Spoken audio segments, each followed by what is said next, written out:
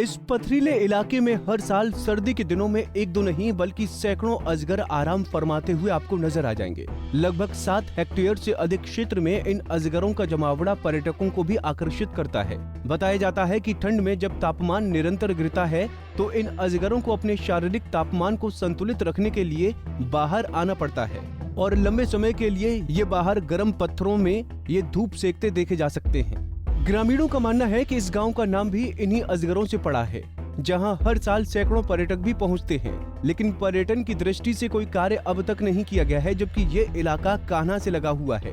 यहाँ रैन बसेरा, पेयजल व्यवस्था और सड़क का अभाव तो है ही, साथ ही अजगरों की सुरक्षा भी नहीं है।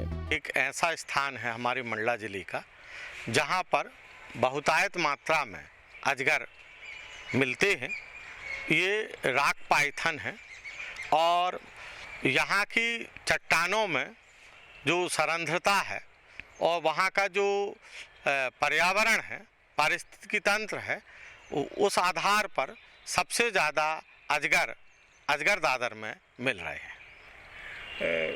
सर, क्या लगता है उनका भोजन किस तरह से क्या होता होगा? अजगर का जो भोजन है, आहार श्रृंखला में वहाँ पर उन्हें चूहे, छोटे जीव, पक्षी और खरगोश जैसे जीव वहाँ पर उपलब्ध हैं और आसपास खेती वाला क्षेत्र भी जुड़ा हुआ है, तो यहाँ पर अजगरों को पर्याप्त मात्रा में भोजन उपलब्ध है। सर, क्या लगता है आपको कि अवस्थाएं काफ़ी हैं वहाँ पे, संरक्षित करने की आवश्यकता है, एक अच्छा पर्यटन स्थल भी बन सकता है, तो ऐसी कुछ चीज़ें होनी चाहिए वहाँ के लिए? हाँ, अजगरों का संरक्षण बहुत आवश्यक है। यहाँ पर प्राकृतिक रहवास बहुत अच्छा है, इको टूरिज्म की संभावनाएं भी बलवती हैं। आवश्यकता इस बात की है कि अजगर दादर में हमें टूरिज्म के हिसाब से भी और प्राकृतिक वातावरण को संरक्षित करने की महती आवश्यकता है। हम उनके प्राकृतिक रहवास में कोई हस्तक्षेप न करें। अभी तक मानव द्वारा उनके प्राकृतिक रहवास क्षेत्र में किसी प्रकार का हस्तक्षेप नहीं है, फिर भी में सतर्कता और शासन से अपेक्षा की जाती है कि उस क्षेत्र में अजगरों की सुरक्षा, उनकी गिनती और ऐसा वातावरण बना रहे ताकि ये जो राक पाइथन हैं वे यहाँ पर रह सकें और उनकी सुरक्षा बनी हो।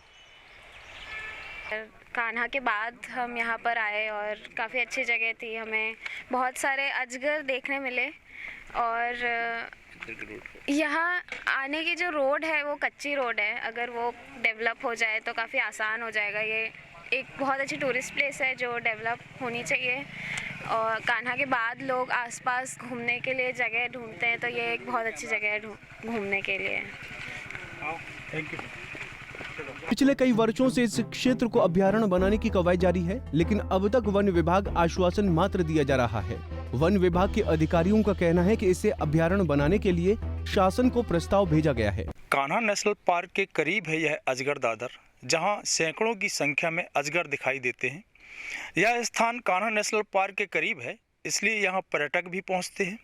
हालांकि 7 हेक्टेयर के फैला हुआ है यह स्थान, फेंसिंग की गई है, लेकिन वर्तमान में लोगों को अव्यवस्था ज़्यादा नज़र आती है।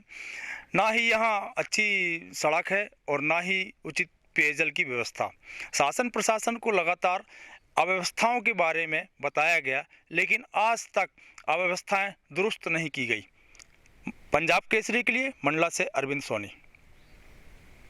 हमसे जुड़े रहने के लिए हमारे YouTube चैनल को सब्सक्राइब करें और नई वीडियो की नोटिफिकेशन के लिए बेल आइकॉन को दबाएं। अगर आप ये वीडियो Facebook पर देख रहे हैं तो लाइक जरूर करें और ज्यादा से ज्यादा शेयर करें। धन्यवाद।